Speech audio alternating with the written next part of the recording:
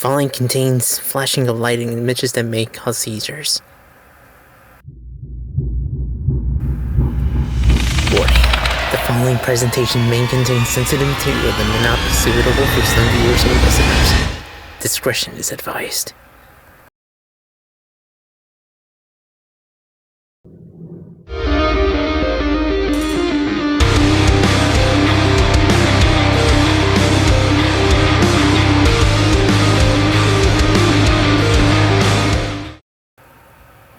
Hello everyone, and welcome back to Jyuni's Friday Fright Nights.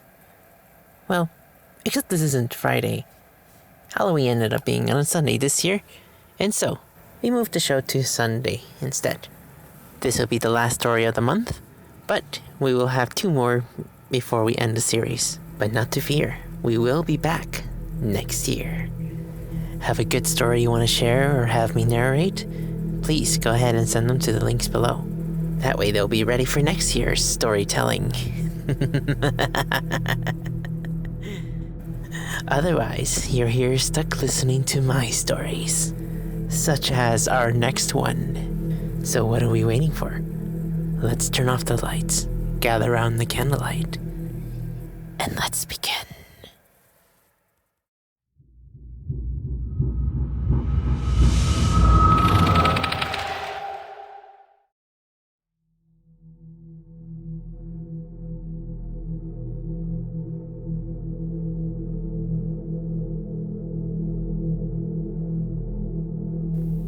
When was the last time my birthday was celebrated in a public spot?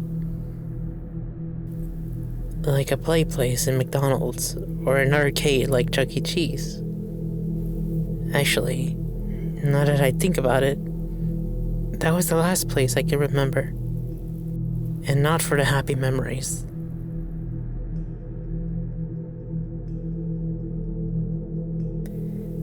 It was one of those cold and rainy October nights. It was always raining on my birthday, whether it was the day of or the day that we celebrated. It's like a cloud of darkness, and bad luck was always following me. That, or I was just a cursed child. After all, my mother was a user of brujeria, or dark magic, at the time. And perhaps I was just a vessel for evil spirits to take refuge in, for whatever reason. Those days were really the strangest. I believe this happened before I turned 6, but definitely before we moved out of my grandmother's house.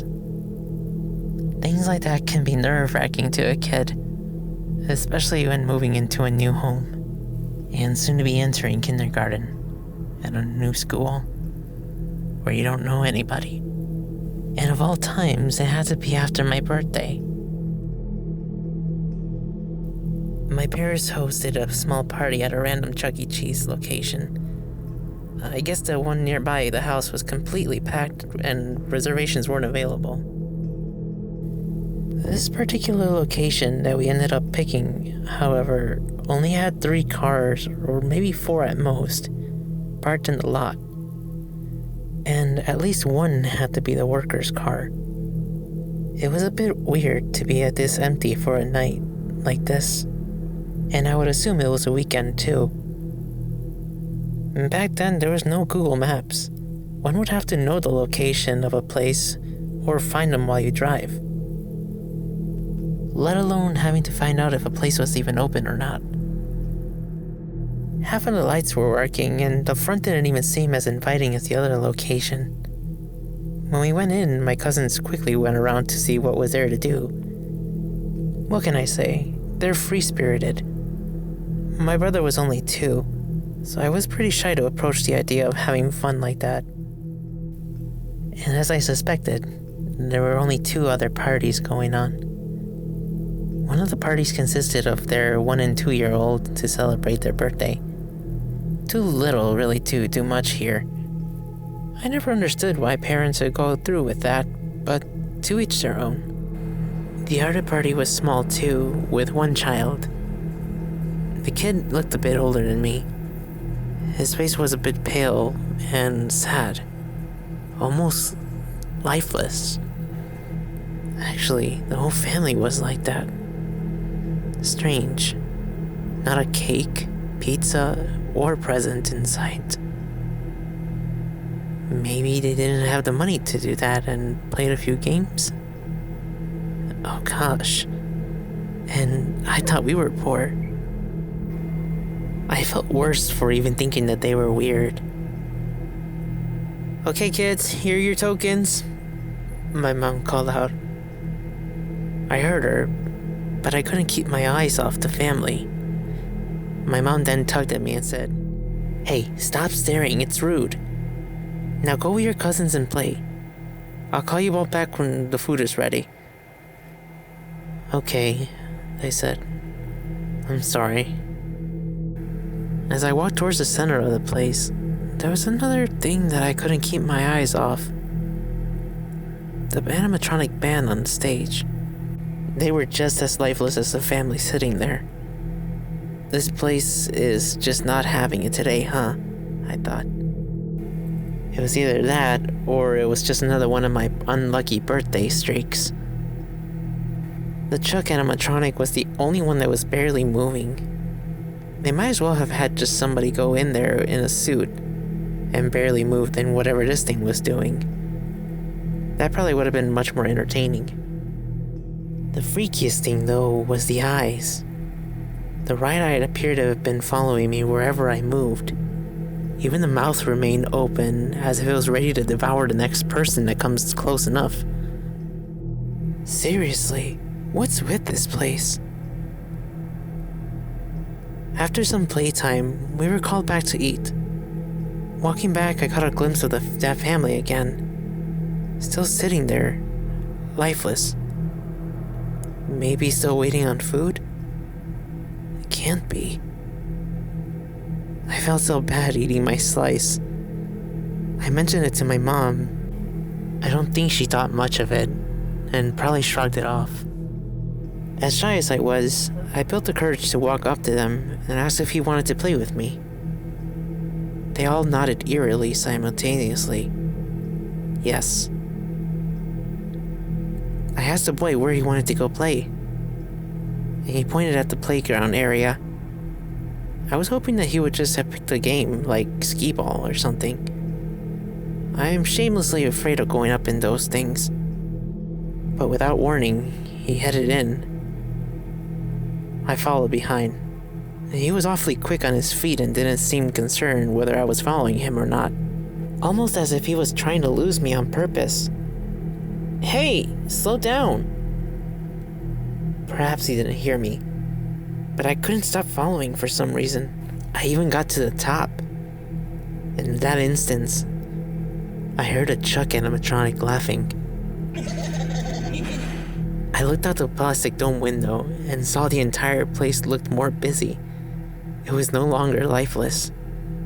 And I guess it took some time before more people showed up. But I could have sworn there was, nobody a minute ago. Even the animatronic band was moving and singing louder. It was almost like I was in a completely different place. Unfortunately, I lost track of the boy, which I guess it was a good thing because I didn't want to go further in. And then I turned around, and he was behind me.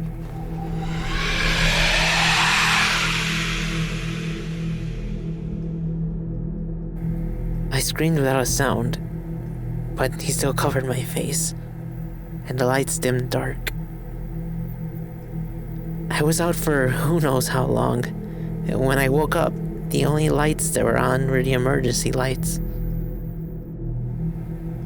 The curtains on the stage were closed, and I ran to the entrance and shook the door as hard as I could and cried, screaming for help. And that horrifying laugh came from behind, much more distorted. And I slowly turned around, and there he was, Chucky. In the darkness, he was the highlight, the only thing you would see among the darkened stage. I screamed out loud and shook the doors even harder, enough force to set the alarms off to indicate a forced entry. It felt like hours before the police arrived. I think they were more shocked that a kid was still here. I was shooken and couldn't answer any of the questions the police asked. But apparently my parents were looking for me. I guess they thought that I ran off or was taken after being gone for some time. After all, the place looked busy with people when I was up there, and with a flood of people like that coming in, it's easy for one to get lost in the sea of faces. My parents were notified and were relieved that I was okay. They got there quickly, as if they were just around the corner waiting for news from the police. And to be honest, I was happy to be going home, even if it was the new place. Since then, I had no longer had a birthday at a public place. Instead, we did a home Halloween-themed party. Curiosity got the best of me one day, and I looked up the information on that location. It closed down since, but apparently a child died there in the playground. His parents both committed suicide, I guess from the guilt of losing their child. I wondered then if that kid I met was the same one who died there.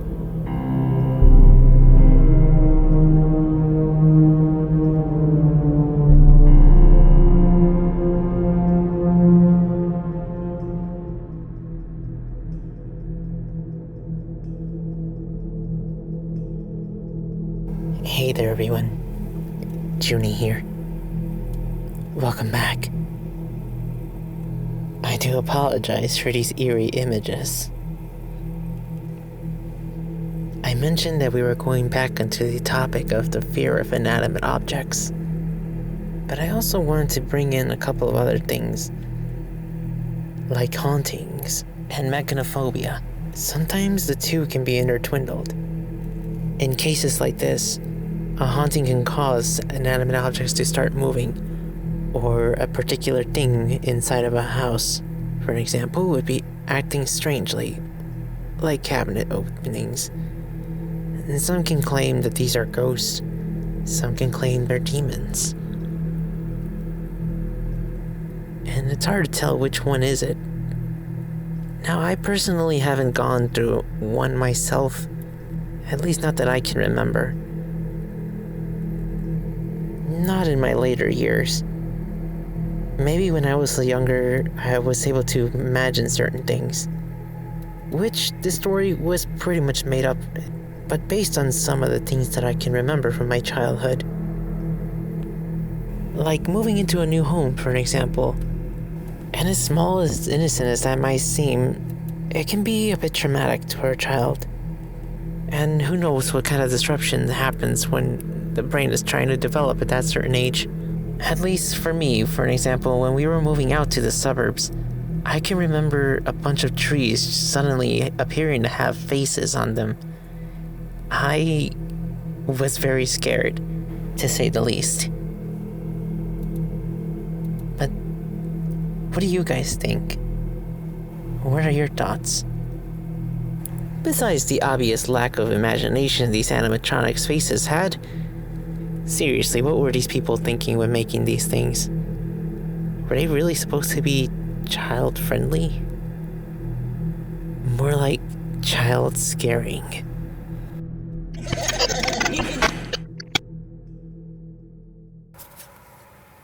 Hi everyone, Jyuni here, and thank you so much for watching this video.